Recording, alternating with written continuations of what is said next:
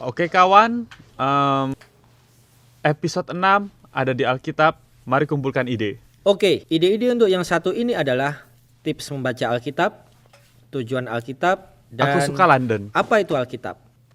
London boleh juga. Kita bisa ke Katedral Santo Paulus, mewawancarai Nicky Gamble, dan aku juga ada bibi di sana.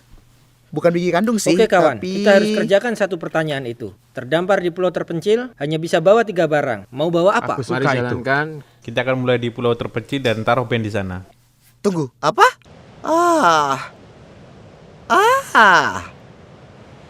Pilihan bagus.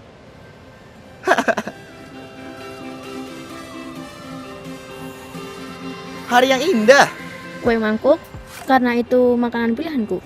MacBook Pro-ku, Ponselku. kulkas, power bank tanpa batas, entah ada atau tidak. Pulaunya seberapa besar? Mungkin buku cara buat rakit. Boleh bawa biji semangka?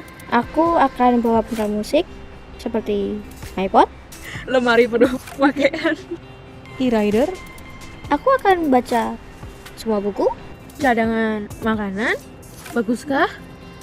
Itu pilihankah? Apalagi ya? Lasanya, pie lemon, dari Swedia. Teman baik? Oh tidak, aku bakal merusak hidup mereka.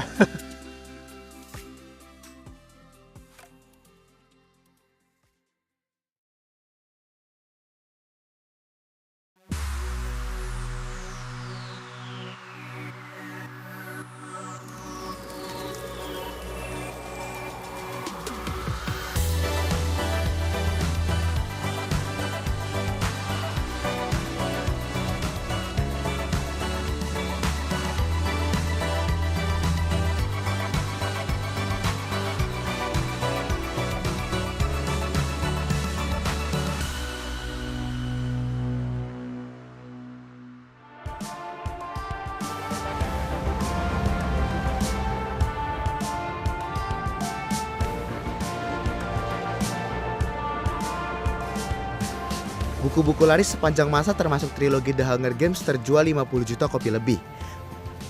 The Lion, The Witch, dan The Wardrobe terjual 85 juta kopi. Dan trilogi The Lord of the Rings terjual 150 juta kopi lebih. Tapi, lebih dari 4 miliar kopi Alkitab sudah tersebar. Tiap tahun ada 100 juta kopi lebih Alkitab yang terjual atau dihibahkan. Sudah diterjemahkan ke lebih banyak bahasa dibandingkan karya sastra lainnya. Alkitab YouVersion sudah diunduh 250 juta kali lebih dan mencakup 1000 bahasa lebih. Alkitab adalah buku terlaris setiap tahun, paling populer sepanjang masa. Bagi banyak orang, Alkitab adalah milik yang paling berharga. Saking hebatnya Alkitab, beberapa diktator dan pemerintah pernah mengharamkannya. Orang didenda, dipenjara, dihukum berat, hanya karena menyelundupkan ke negara-negara tertentu. Beberapa bahkan mempertaruhkan nyawa untuk berbagi pesan itu dengan yang lain. Ada suatu kisah Maryam dan Marzia yang mempertaruhkan nyawa demi berbagi pengalaman iman di negara mereka. Mereka berjalan bermil-mil rumah demi rumah tiap malam. Mereka taruh Alkitab perjanjian baru ke kotak-kotak surat. Setelah 3 tahun dan 20.000 Alkitab telah dikirim, mereka ketahuan dan ditahan. Maryam teringat hari Marzia ditahan. Polisi datang bersamanya. Tiba-tiba terdengar suara Marcia dan beberapa orang di balik pintu. Kulihat dia bersama 3 penjaga. Aku terkejut ketika mereka menggeledah di mana-mana. Mengambil semua milik kami seperti Alkitab, film-film Yesus, dan diserahkan kepada polisi. Berjam-jam kami diinterogasi. Aku yakin itu hari pertama kami diancam dengan siksaan fisik. Dalam sel gelap di lantai dasar, kami berangkulan. Kami bilang selamat tinggal karena kami pikir itu saat terakhir kami. Kami sangat ketakutan. Aku ingat saat terkelam itu kami hanya bisa saling mendoakan. Kami dipenjara hampir 9 bulan. 14 hari kami terpisah. Kami ada di sel tunggal. Selama 9 bulan itu kami hampir 10 kali diperiksa. 10 kali disidang. Di setiap sidang, para hakim dan jaksa mengancam kami dengan hukuman gantung. Mereka ingin menekan kami dan menyangkal iman kami kepada Yesus. Kami tidak punya Alkitab lagi, tapi kami belajar cara hidup dengan ayat Alkitab. Tiap hari kami berdoa dan minta Allah menguatkan kami menghidupkan ayat-ayat itu. dan untuk menyaksikan Dia melalui perilaku kami kepada para tahanan. Pada hampir 9 bulan, kami dengar kami didukung di banyak belahan dunia.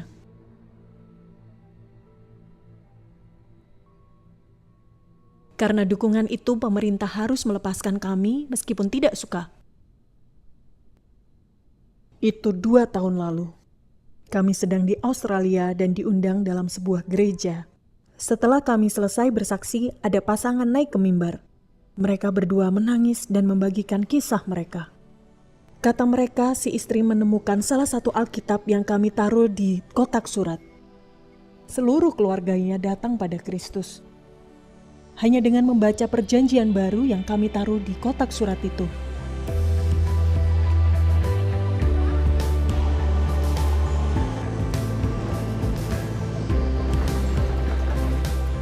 Jadi apa itu Alkitab?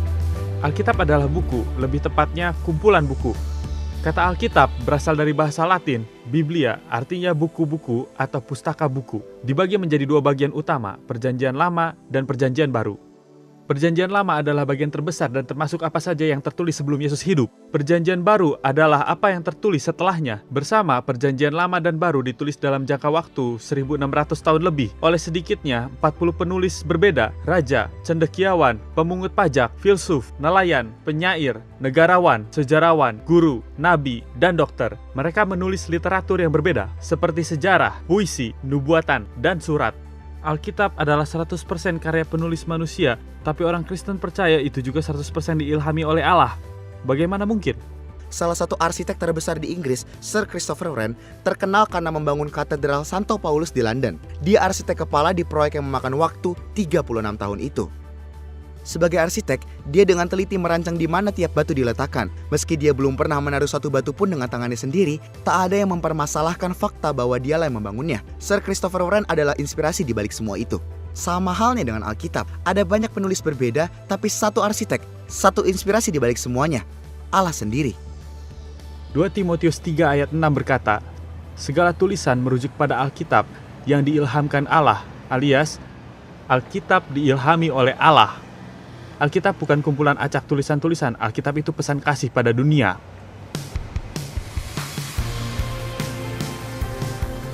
Kisah yang tak berujung. Benar tidaknya tergantung pendapat orang. Alkitab itu sangat kontroversial. Sedikit hikmat kan? Buku sejarah yang bagus. Orang menganggap Alkitab secara harfiah. Kurasa banyak orang tersesat dan Alkitab membantu menemukan arti. Menggambarkan jalan yang orang harus ikuti. Buku biasa, jika ingin baca, baca saja. Tapi karena pendapat justru membuat rumit. Kurasa tujuannya telah sedikit ternoda. Memberikan orang sesuatu untuk diyakini. Ya, untuk tentunya. membentuk semacam kesatuan. Kurasa Alkitab itu petunjuk cara hidup. Petunjuk sama saja dengan buku suci lain. Jika itu yang ingin kamu taati dan sebagai cara menjalani hidup, berasa kita punya tujuan.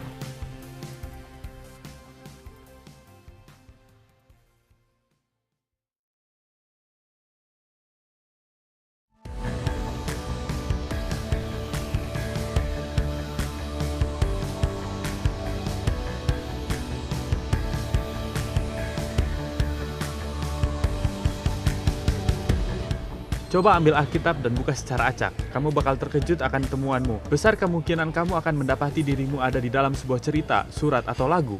Atau kamu akan menemukan hikmat dan nasihat hidup. 2 Timotius berkata, segala tulisan yang diilhamkan Allah memang bermanfaat untuk mengajar, untuk menyatakan kesalahan, untuk memperbaiki kelakuan, dan untuk mendidik orang dalam kebenaran. Dengan demikian, tiap-tiap manusia kepunyaan Allah diperlengkapi untuk setiap perbuatan baik. Alkitab atau firman Allah adalah kuasa tertinggi yang kita yakini dan cara kita hidup. Membicarakan hal-hal yang kita alami tiap hari seperti teman, uang, pekerjaan, rasa sakit, dan kebahagiaan. Alkitab adalah petunjuk, menunjukkan kita cara hidup, memberi kita batasan-batasan. Orang mungkin bilang, aku tak mau peraturan, jika ku ikuti kebebasanku akan hilang. Tapi bila tak ada batasan atau pemandu dalam hidup, hasilnya adalah kekacauan total. Misal berkendara, aturan membantu mewujudkan keamanan berkendara, atau olahraga. Olahraga tanpa aturan jadinya akan mengerikan. Knudel kembali panas setelah pukulan ke-14. Tampaknya dia siap mencoba.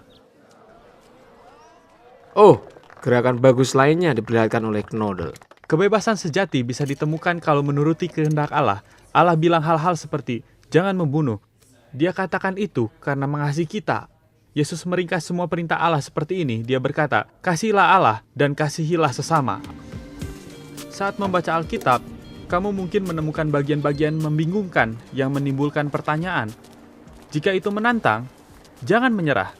Tetaplah baca, makin banyak membaca dan percaya itu firman Allah, maka kamu akan makin paham bagian-bagian itu. Ya, itu yang kutemukan setelah baca Alkitab bertahun-tahun. Banyak pertanyaan yang kupunya telah terjawab. Pertanyaanku kini masih banyak, tapi ini adalah perjalanan. Makin banyak membaca, semakin aku mengerti. Yesus adalah kunci untuk memahami seluruh Alkitab. Kita tafsirkan kitab suci melalui kacamata Yesus. Injil Lukas menggambarkan perjumpaan Yesus dengan dua temannya. Ini terjadi setelah kebangkitannya dan mereka sedang di perjalanan ke kota Emmaus. Selagi dalam perjalanan, dia mengajak mereka berbicara soal perjanjian lama. Dimulai dari kitab Kejadian dan ia bekerja dengan caranya. Yesus menunjukkan apa yang tertulis di kitab-kitab suci tentang dirinya melalui berbagai hal. Alkitab secara keseluruhan adalah panah besar yang mengarah ke Yesus. Hal pertama yang ingin Allah tunjukkan yaitu dirinya sendiri. Yesus adalah pengungkapan terbesar tentang Allah. Kita semakin tahu tentang Allah saat melihat Yesus. Alkitab adalah bagian besar dari hubungan hari demi hari dengan Allah. Allah telah dan masih berbicara pada kita saat ini. Dalam beberapa cara firman Allah seperti surat darinya. Saat dapat surat dari orang yang disayang seperti istriku Melisa, aku hargai itu, aku pegang terus. Sama dengan Alkitab. Alkitab istimewa karena melaluinya kita mendengar suara Allah. Aku dulu bukan Kristen. Aku berasal dari keluarga pengacara. Aku berlatih sebagai pengacara bertahun-tahun. Ayah ibuku dulu pengacara. Saudariku juga. Anakku laki-laki dan perempuan juga punya bakat yang sama. Kakek-kakekku dulunya pengacara, pamanku juga. Kalau kami punya kucing, mungkin jadi pengacara juga. Ayahku Yahudi sekuler, lolos dari peristiwa Holocaust. Banyak keluarganya mati saat Holocaust. Ibuku tidak pernah pergi ke gereja. Ayahku menganggap diri agnostik. Dan kusimpulkan kalau remaja nanti, aku jadi ateis. Aku ateis yang senang debat. Bukan berarti aku mengateiskan orang, tapi jika ada orang yang hendak mengubahku jadi Kristen, aku bisa mendebat mereka. Kala itu aku begitu mencurigai orang Kristen. Aku pernah bertemu 1-2 dan mereka tersenyum.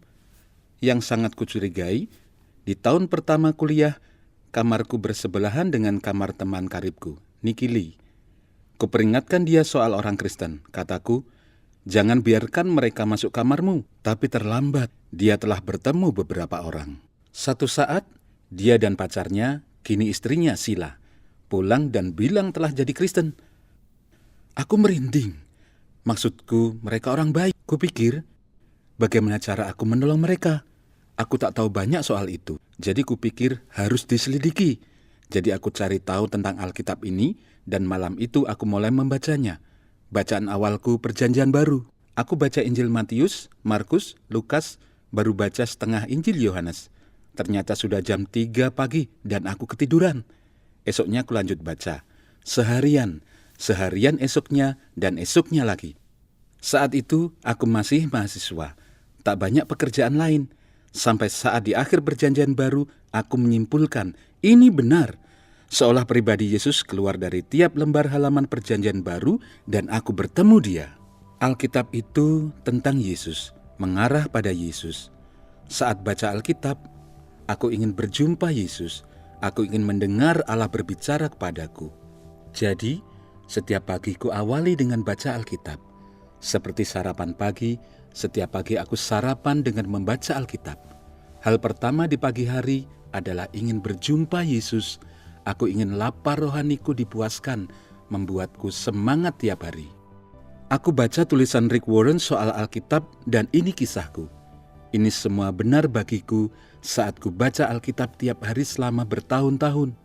Katanya, membaca Alkitab membangkitkan hidup, mengubahkan, menyembuhkan hati, membangun karakter, mengubah keadaan, menyukakan, mengatasi masalah, mengalahkan godaan, memberi harapan, melepaskan kekuatan, dan membersihkan pikiran.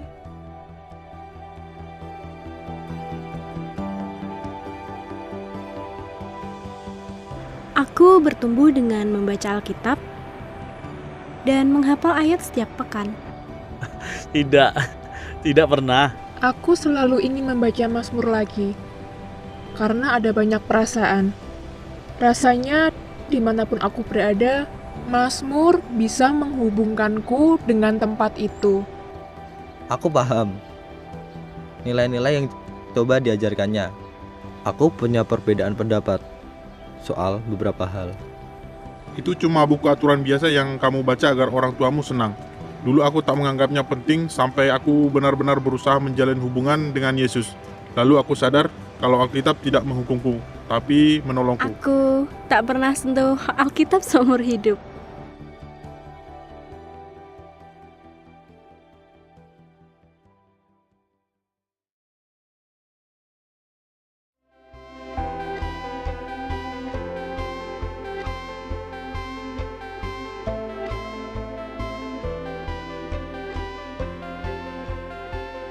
Oke, kami ada tips-tips untuk membantumu baca Alkitab. Pertama adalah, miliki Alkitab. Kamu bisa minta tolong dicarikan Alkitab di Alpa. Bisa juga pakai Alkitab online atau aplikasinya. Kami suka aplikasi Alkitab YouVersion. Oke, tips yang kedua, cari waktu dan tempat yang pas. Misalnya, kalau suka bangun pagi, luangkan 10 menit di pagi hari, mungkin buat sarapan dulu lalu baca beberapa ayat. Ya, bisa juga mendengarkan Alkitab selagi ke tempat kerja atau sekolah. Ketiga, saat baca Alkitab, jangan acak. Membaca ayat acak bisa buat kalian bingung dan sedikit tersesat. Sebaiknya baca satu kitab satu waktu. Ya, boleh tidak dimulai dari kitab Kejadian. Kami anjurkan mulai dengan Injil, seperti Markus atau Yohanes. Untuk membantu kamu, kami sudah buat rencana baca. Cari Alpha Youth dalam aplikasi YouVersion. Oke, keempat, jenis itu penting. Penting untuk tahu jenis kitab yang dibaca. Beberapa adalah puisi, lainnya sejarah, atau beberapa surat-surat. Tahu jenis kitab yang dibaca membantumu paham cara bacanya. Kelima, banyak bertanya. Saat membaca Alkitab, bertanyalah soal bacaan itu untuk membantu memahami konteks, seperti ditulis untuk siapa dan apa yang sedang terjadi di dunia mereka. Ya, lalu kamu bisa coba bertanya, apa maksudnya itu bagi kita saat ini, dan apa yang Alkitab ajarkan soal Allah. Keenam, berdoa. Salah satu temanku menulis di pinggiran Alkitabnya, doa sebelum buka. Artinya tiap kali hendak baca Alkitab, dia teringat untuk melakukan itu. Oke, terakhir, ketujuh, adalah bicara kepada orang. Baca Alkitab tidak harus selalu sendiri. Bicarakan yang kamu baca dengan teman, dan jangan takut untuk bertanya. Itulah ketujuh tips kami.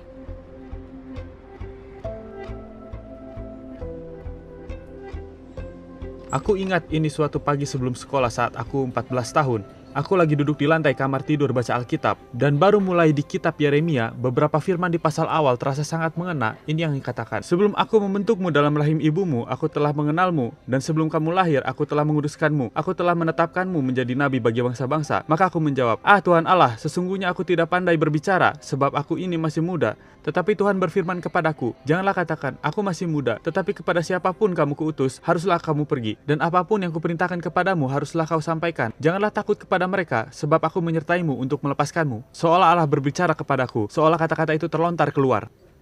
Melihat bagaimana Allah memanggil Yeremia di usia muda, mengingatkanku bahwa Allah memakai anak-anak muda seperti aku dulu yang merasa tidak pede atau layak. Aku begitu memikirkan kenyataan bahwa Allah telah mengenalku bahkan sebelum aku lahir, dan memahami kalau Dia punya rencana untuk hidupku. Aku ingat dalam lubuk hati, tak peduli betapa terintimidasinya aku, Allah besertaku. Dia melindungi dan memanduku seperti janjinya pada Yeremia. Momen ini mengubahkan hidupku. Aku selalu membaca ayat-ayat itu berulang-ulang. Tapi ini maksudnya, perasaan yang menggebu-gebu tidak selalu datang di setiap saat kita baca Alkitab, tapi membaca kitab suci tiap hari telah mengubah hidupku seiring berjalannya waktu. Seiring berjalannya waktu, firman Allah telah membentuk cara pikirku tentang Allah, diri sendiri, dan sesama. Bagian yang tak tergantikan dalam persahabatan dengan Yesus. Tak bisa kubayangkan hidup tanpa itu. Mungkin kamu belum pernah mau baca Alkitab sebelumnya, atau jarang-jarang. Kami harap kamu mau mencobanya saat ini.